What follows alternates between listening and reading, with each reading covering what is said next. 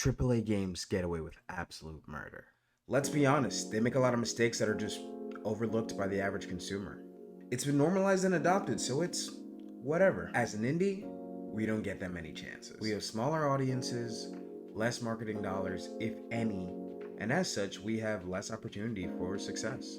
So here are a list of mistakes that AAA games make that indies absolutely need to avoid. By the way, if you didn't already know, my name is Fraser. I'm an indie game developer currently working on my first commercial release, Mutant. Check out the link in the description to get a free copy of the demo when it's available.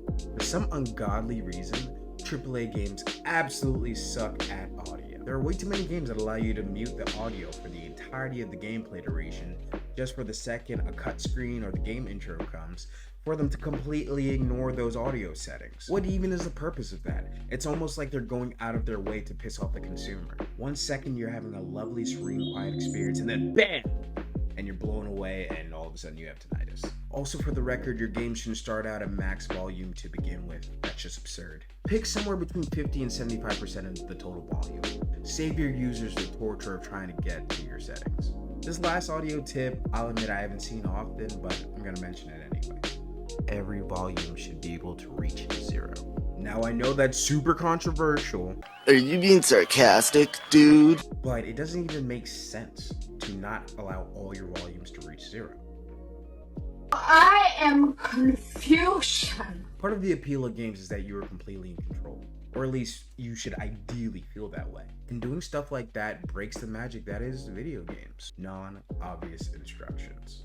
Now, I will say this is really a problem on desktop. On other platforms, it's not nearly as prevalent. For some reason, sometimes exiting a game can feel like damn near rocket science. There's a number of games that I'll just alt-tab, exit, and force quit the game. And that shouldn't be the solution. I shouldn't have to go out of my way to exit a piece of software. Honestly, it kind of leaves a bad taste in your mouth. Look, either your game has the default behavior or whatever denotes a back button being pressed twice on the main menu to allow you to exit, or just have an exit option on your main menu. It's incredibly simple. Don't get cute with it. I don't want to have to find the exit location to leave the game because you think it's cool that escape patches escape the game or something weird like that.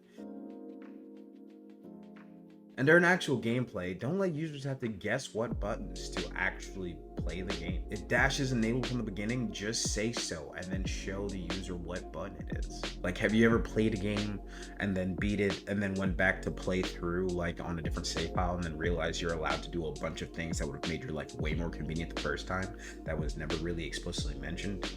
No, just me. And here's a hint. Unless they're a gamer with a capital G, odds are they probably don't know what L3 and R3 are. There's no reason that you should be referring to L3 and R3 without also depicting someone pressing the thumbstick. It might be obvious to you, but it's not obvious to everyone.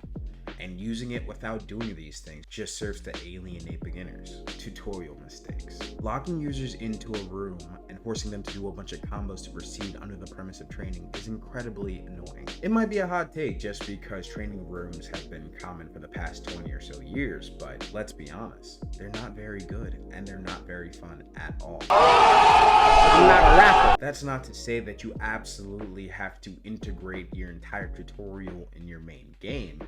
It just needs to feel natural. A demo level is cool, but forcing them to spend 5 to 10 minutes doing a bunch of combos and then expecting them to also retain that information, well, that's just an unrealistic expectation. Ideally, they should be slowly acclimating to your game's rules and moves. If you've ever played a game and you're wondering why everyone just kind of butt smashes, it's probably because no one actually spent the time to pay attention to that cram session of a tutorial. Not to toot my own horn, but I legitimately think that the best tutorial I ever wrote was for my game Spell Me. Now, it does have a practice level, but it's incredibly obvious and intuitive. Within 10 seconds, you realize you need to fill in the blank. Within 30 seconds, you've already played a round. Now, I will say I kind of fumbled the bag with the rest of the instructions, but that core game loop is clear, and that's what's most important. And I will say, if you feel so inclined to have yourself a training room, just allow your users to skip it. There's always time to go back to said training room / tutorial. The idea is to limit the amount of frustrations that a user may have,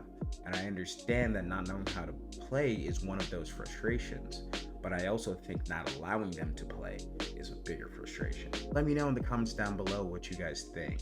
Did I touch on your pet peeve? Do I have a hot or cold take? Let me know and we can talk about it. If you like this video, don't forget to smash that like button, subscribe to stay tuned, and of course hit that bell so you get notified when the next video is out. My name is Fraser, and I'll see you guys in the next one.